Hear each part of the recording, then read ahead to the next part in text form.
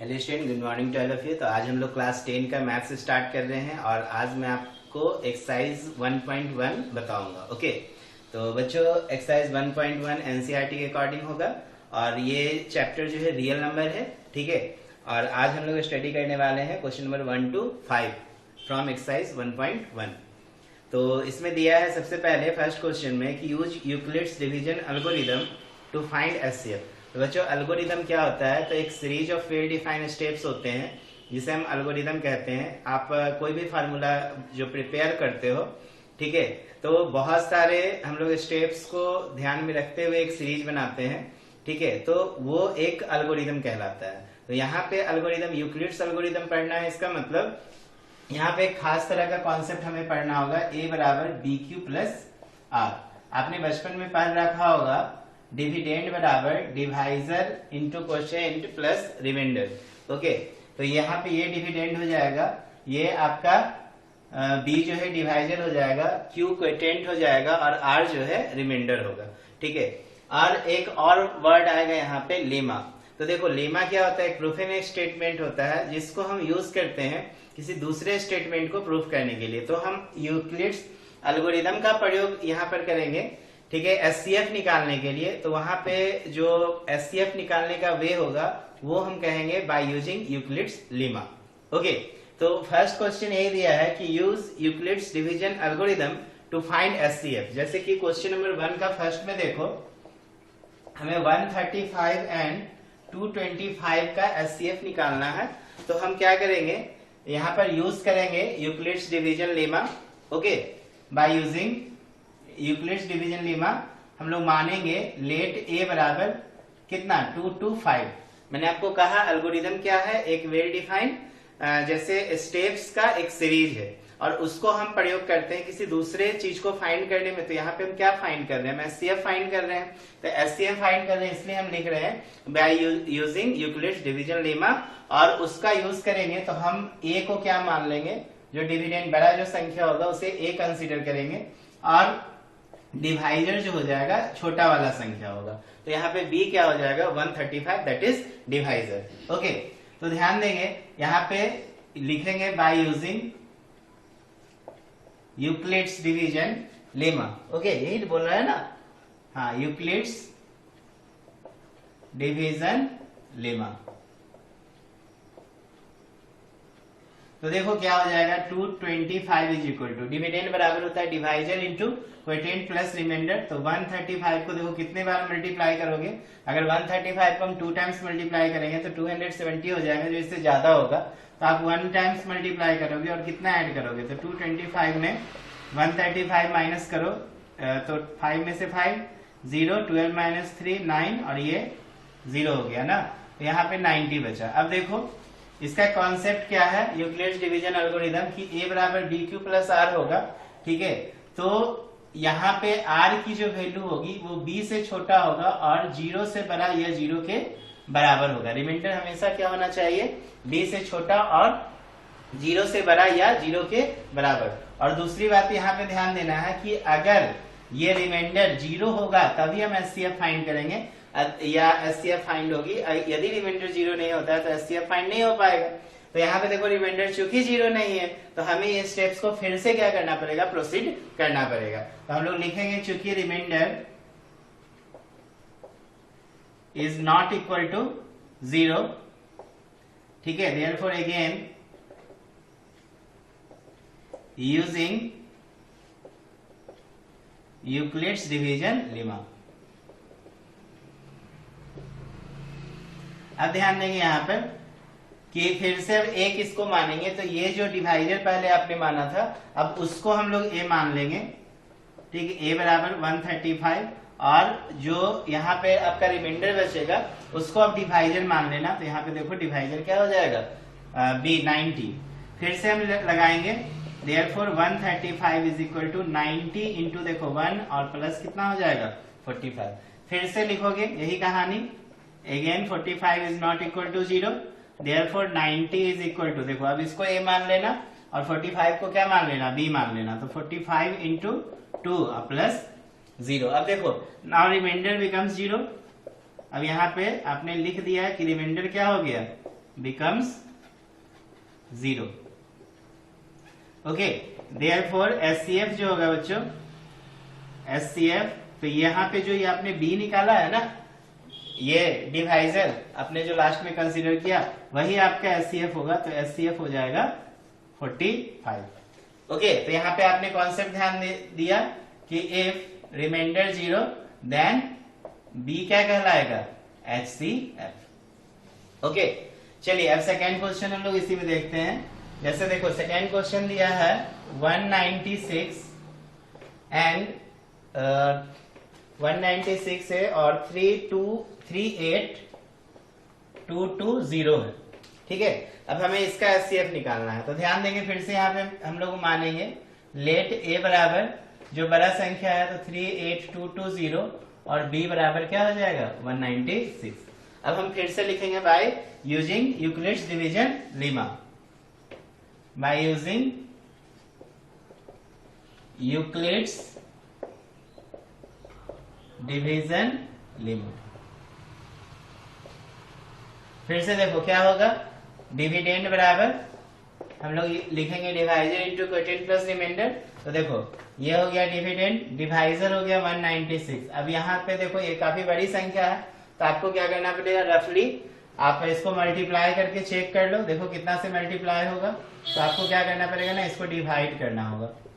रफली आप डिवाइड कर लो ताकि पता चल जाए किस संख्या से हमें गुना करना है. तो देखो 2 टाइम्स में तो ज्यादा हो जाएगा क्योंकि 6 2 12 है, 392 हो जाएगा. तो 1 टाइम्स में लगा दो, तो 12 में 6 गया 6, 17 में से 9 जाएगा 8. ये देखो 8 बचा. यहाँ पे फिर ऊपर से कितना उतार देते हैं 2, 9 बार में लगा के देखो. ठीक, 196 को 9 से लगाएंगे तो 9 6 जा 54, कैरी 5, 9 9 जा 81, 5 86 और कैरी कितना 8 9 1 जा और 8 70. तो यहाँ पे देखो कितना हो गया 1764. आई थिंक यही लगेगा, 10 बार में तो ज्यादा हो जाएगा. फिर तो 9 टाइम्स में लगा तो 1764. मल्टीप्लाई चेक कर लोगे, 4 9 9 81 5 81 और 5 86 और 9 1 9 8 17. ठीक है, 12 में 4 जाएगा 8 बचेगा. यहाँ पे देखो कितना हो जाएगा 5 है ना, ये 5 हो गया. तो यहाँ से 15 में 6 जाएगा 9. देखो ये कैंसिल हो गया. अब आप यहाँ पे क्या करो 0 उतार दो. अब देखो कितने टाइम्स में लगा है, 5 टाइम्स में 6 5 30, 9 5 45, 46 47 48, 5 1 5. देखो ये तो पूरा ही कैंसिल हो गया. तो यहाँ पे एक ही स्टेप में हमें क्या मिल जा रहा है, रिमाइंडर 0. ठीक है, तो जब एक ही स्टेप में रिमाइंडर 0 मिल गया तो आप यहीं पर क्या फाइंड कर लोगे, एचसीएफ. ठीक है, तो लिखोगे चूंकि remainder is equal to 0, therefore HCF जो हो जाएगा ऑफ 196 एंड 38220 इज 196. ओके, तो यहाँ पे देखो बी को हमने फिर बोला ना एचसीएफ. तो ध्यान देना यूक्लिड डिवीजन जब आप एल्गोरिथम का देख रहे हो कॉन्सेप्ट ए बराबर बी क्यू प्लस आर, और उसमें यदि आर 0 हो जाए, ठीक है ना, तो ए बराबर बी क्यू, तो बी जो हो जाएगा आपका एचसीएफ कहलाएगा. ठीक है, यहाँ पे एचसीएफ कितना हो गया 196. चलिए अब हम लोग क्वेश्चन नंबर 1 का 3 देखते हैं. ठीक है, तो देखो बच्चों 3 में क्या कह रहा है कि 867 एंड 255 का हमें एचसीएफ निकालना है. तो आप फिर से यहाँ पे यूक्लिड्स डिवीजन एल्गोरिथम का स्टेटमेंट के अकॉर्डिंग ए बराबर क्या लिखोगे बी क्यू प्लस आर. तो हम मान लेते हैं ए इज इक्वल टू 867 और बी बराबर 255. ओके, तो एक ही हमें चूंकि यूक्लिड्स एल्गोरिथम का प्रयोग करके क्या निकालना है, एचसीएफ निकालना है. तो चूंकि एक स्टेटमेंट को हम यूज करने वाले हैं दूसरे स्टेटमेंट को प्रूफ करने के लिए, तो हम यहाँ पे लिखेंगे bye using Euclid's division lemma. ठीक है, therefore by using Euclid's division lemma. तो देखो यूक्लिड्स डिवीजन लेमा लगाओगे तो 867 डिविडेंड बराबर डिवाइजर इंटू कोएफिशिएंट. तो 255 को 3 टाइम्स से मल्टीप्लाई करो. 5 3 15, 5 3 15 1 16 और 3 2 6 1 7. देखो 765 आ जाएगा. तो प्लस कितना 867 में 765 माइनस कर दो, देखो 7 में से 5 गया 2, ये 0, 102 बच जाएगा। ओके, तो यहां पर हम लोग क्या करेंगे, लिखेंगे चूंकि reminder 102 is not equal to 0, so again by using Euclid's division lemma. ठीक है, तो क्या करोगे यहाँ पर 255। अब देखो यहाँ पे जो डिवाइजर आप लिए थे उसको वापस डिविडेंड मानना, और ये जो रिमाइंडर है उसको डिवाइजर मान लेना। तो देखो कितने टाइम से मल्टीप्लाई होगा, 2 टाइम से मल्टीप्लाई होगा, तो कितना बच जाएगा 102 इंटू 2, तो 204 हो जाएगा ना। तो 255 में आप क्या करो 204 घटा दो, तो ये 1 बच गया और ये 51। तो देखो यहाँ पर कितना आ जाएगा 51। फिर वही स्थिति है, again remainder is not equal to 0, not equal to 0। Okay, therefore अब हम फिर से 102 को क्या मानेंगे, ये आपका डिविडेंड हो जाएगा, 51 डिवाइजर होगा। तो देखो 51 इंटू 2 प्लस 0, अब तो आ गया ना, नाउ रिमाइंडर बिकम्स 0। ये आपको स्टेप तब तक आगे बढ़ाते रहना है जब तक कि रिमाइंडर 0 ना हो जाए। ठीक है ना, नाउ रिमाइंडर बिकम्स 0, देयरफॉर ये जो HCF होगा बच्चों वो कितना हो जाएगा 51। तो इस तरीके से हम लोग HCF फाइंड करते हैं। ठीक है, चलिए अब हम लोग देखेंगे क्वेश्चन नंबर 2। इरेज कर दे रहे हैं ना, चलो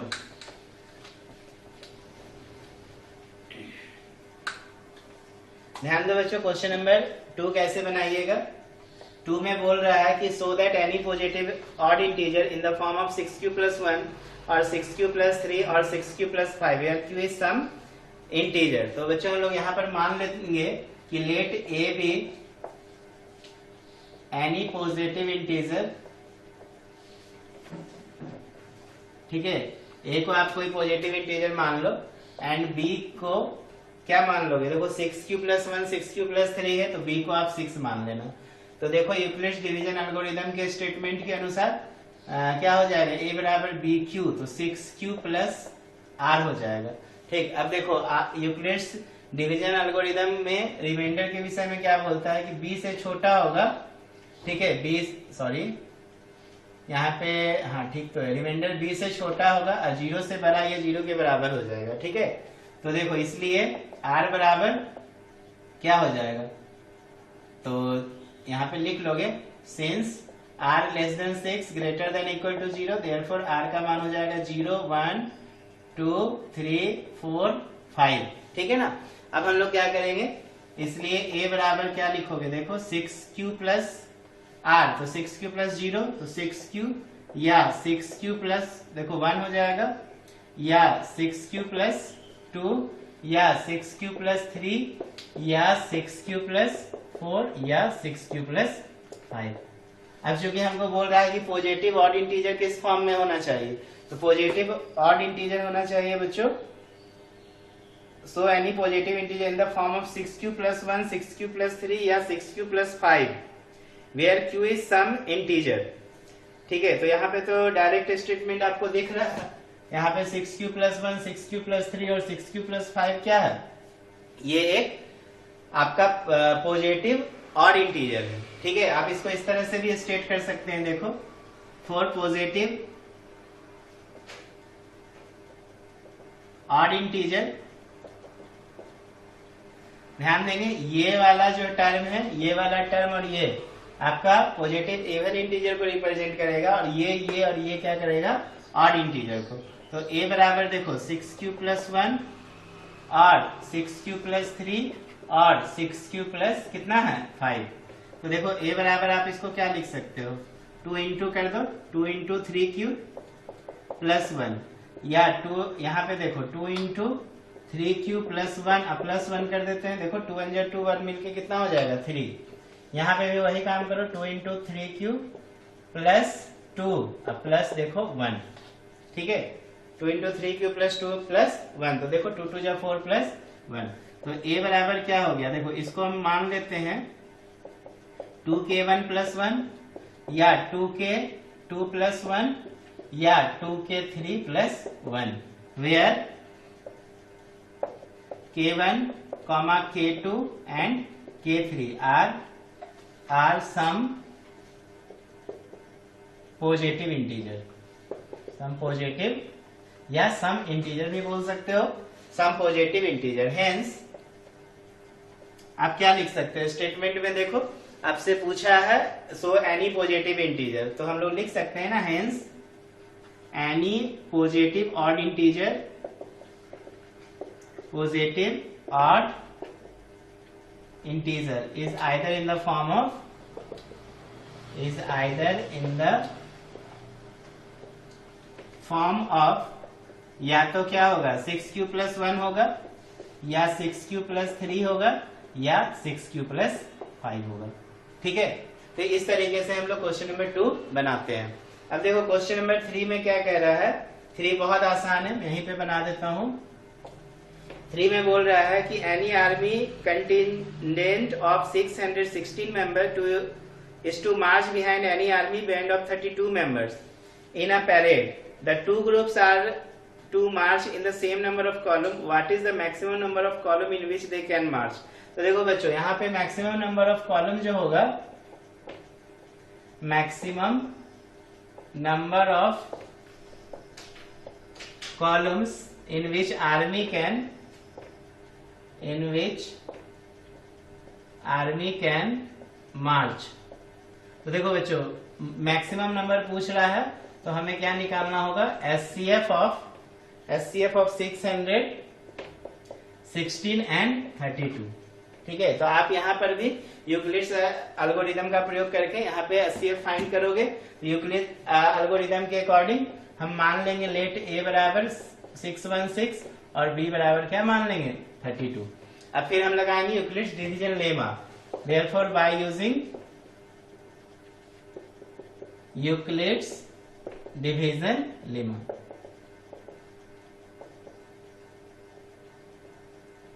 अब देखो इसको मैं मिटा दे रहा हूं, इरेज कर रहा हूं, नोट कर लिए होंगे आई होप।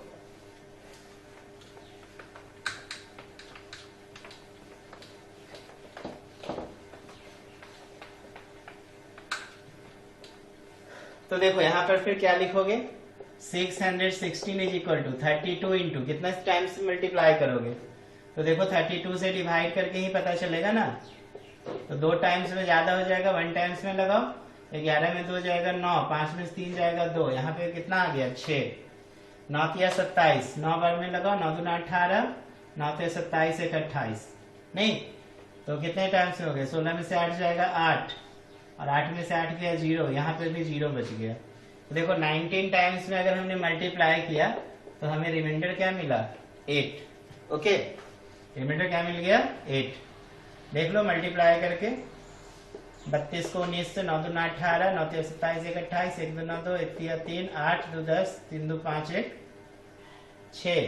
तो गलती हो गया क्या, फिर से देख लो डिवाइड करके, 32 से डिवाइड करो 616 में, तो 1 टाइम्स में 11 में 2 गया 9, 5 में 3 जाएगा 2, यहाँ पे 6, हमने कितने बार में लगाया 9, तो देखो 9 दूना 18, 9 से 27 एक 28, 16 में से 8 गया, हाँ तो 8 ठीक बच रहा था ना, हाँ तो ये 8 आ गया।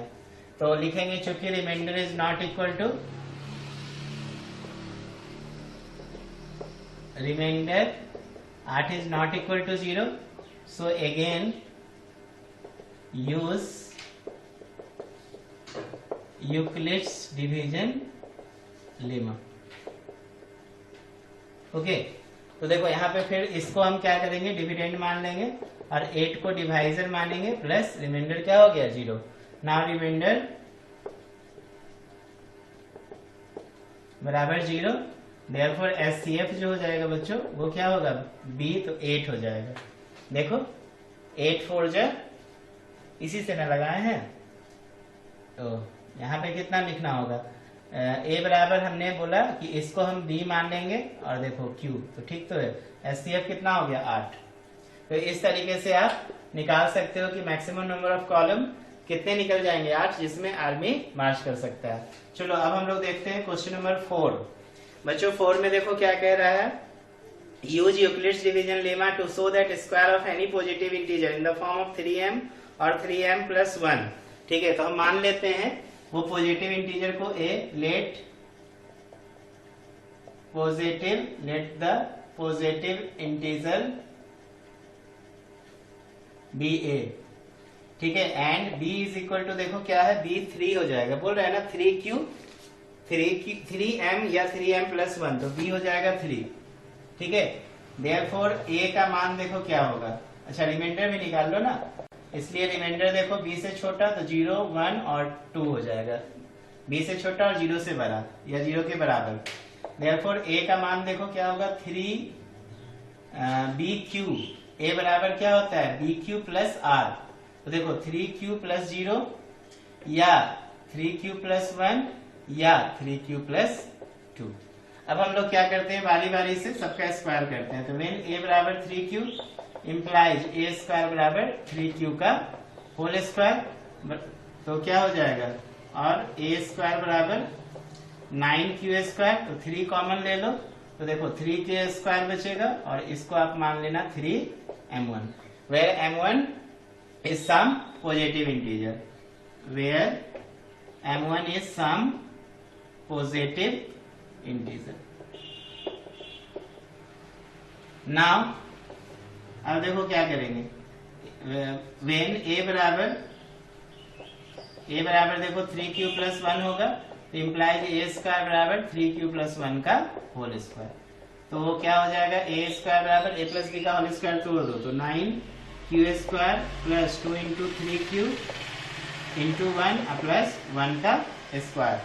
तो देखो अब हम लोग इसमें क्या करेंगे, फिर 3 कॉमन लेंगे, यहाँ पे 3q स्क्वायर होगा और यहाँ पे 2q होगा प्लस 1, तो इसको आप लिख सकते हो 3m2 प्लस 1, वेयर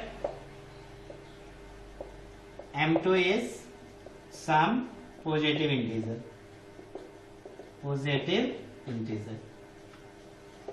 फिर से आप मानो व्हेन a बराबर देखो 3q प्लस 2 है, तो इम्प्लाइज क्या हो जाएगा, a स्क्वायर बराबर 3q प्लस 2 का होल स्क्वायर, तो ये देखो a प्लस b का होल स्क्वायर है, तो 9q square plus 2 into 3q into 2 plus 2 का स्क्वायर हो जाएगा, तो 2 का स्क्वायर को 4 लिख सकते हैं। तो देखो यहाँ पे हम लोग फिर से लिखेंगे 9q स्क्वायर प्लस 2 जब 4, 4 3 जब 12q प्लस 4 को लिख देते हैं 3 प्लस 1, फिर से 3 कॉमन ले लो, तो 3q square plus 4q plus 1 plus 1 बराबर 3m3 प्लस 1। फिर से देखो वेयर m3 क्या हो जाएगा, where m3 are some positive integer,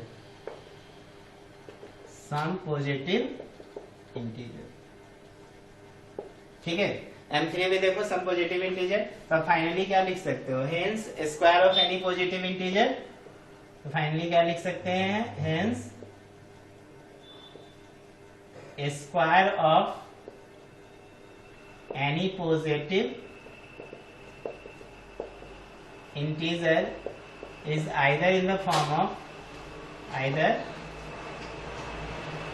form of क्या होगा, यहाँ पे देख लो a बराबर आया आपके पास 3m1, तो या 3m1 और दूसरा क्या हो जाएगा 3m और 3m प्लस 1, देखो यही फॉर्म है ना, वेर m की जगह m1 m2 m3 आ सकता है, देखो 3m plus 1 3m plus 1 3m, ठीक है, तो इस तरीके से हमें ये चीज को स्टेट करना था।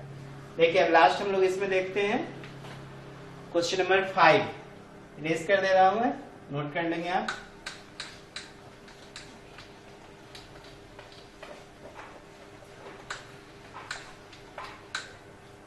देखो बच्चों क्वेश्चन नंबर 5 कैसे बनाइएगा,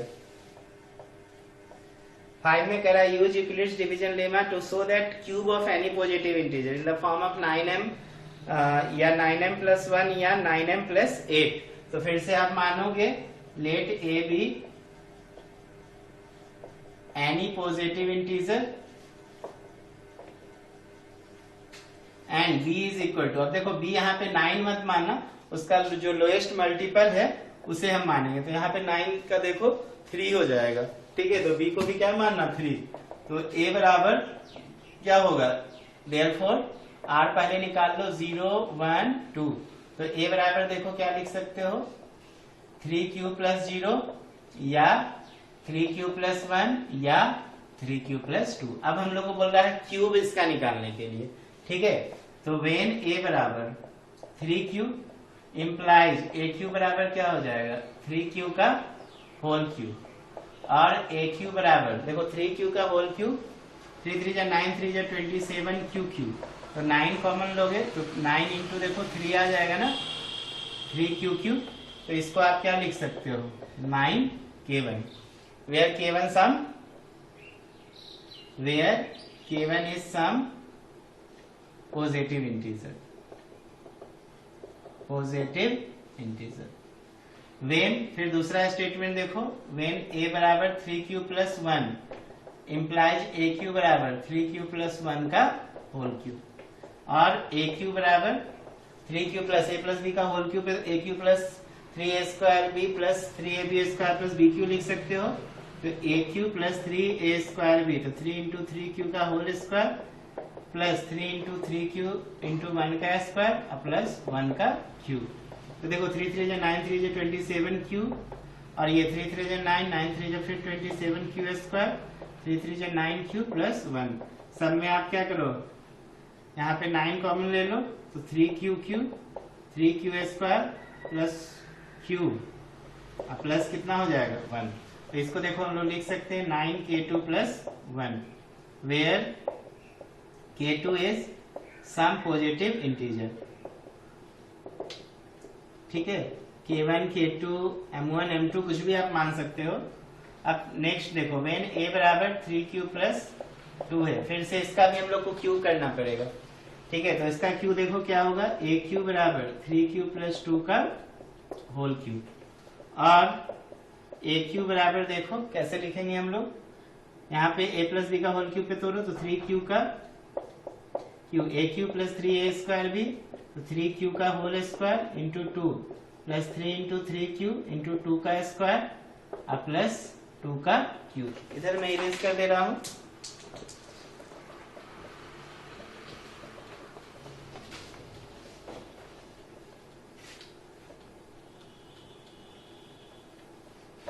चलो देखो बच्चों, इसके बाद क्या कह रहा है, 9 3 3 जा 9 3 जा 27 क्यू क्यू हो जाएगा, यहाँ 3 3 जा 9 3 जा 27 क्यू स्क्वायर इंटू 2, तो 54 हो जाएगा 54 क्यू स्क्वायर, और यहाँ 2 2 जा 4 और 9 9 4 जा 36 क्यू प्लस 2 का क्यू है, तो 2 का क्यू क्या होगा 8 हो जाएगा। अब देखो यहाँ पे हम लोग क्या करते हैं, यहाँ पे 8, तो सब में 9 यहाँ पे कॉमन ले लो, तो ए क्यू बराबर 9 कॉमन लेंगे तो देखिए क्या होगा, 9 3 जा तो 3q क्यू प्लस 9 6 जा 6q स्क्वायर प्लस 9 4 जा 4q प्लस क्या होगा 8। तो देखो इसको क्या लिख सकते हैं 9k3 प्लस 8, ठीक है। फिर से लिख दोगे वेयर k3 क्या होगा, is some positive integer,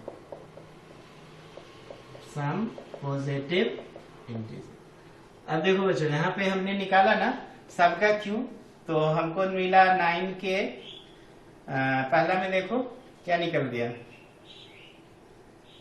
first में 9k1, सेकेंड में 9k2 प्लस 1, और इधर देखो 9k3 प्लस 8। तो आया क्या, या तो 9m या तो 9m प्लस 1 या तो 9m प्लस 8, ठीक है। हेंस आप क्या लिख सकते हो, cube of any positive integer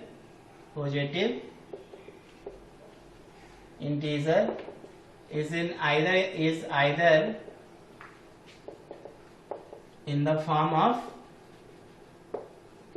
9m या 9m plus 1 या 9m plus 8, where m क्या होगा, सम पॉजिटिव इंटीजर। हमने m ना मान के क्या माना, k1 k2 k3। तो आई होप आपको एक्सरसाइज 1.1 अच्छे से समझ में आया होगा। Okay, thank you.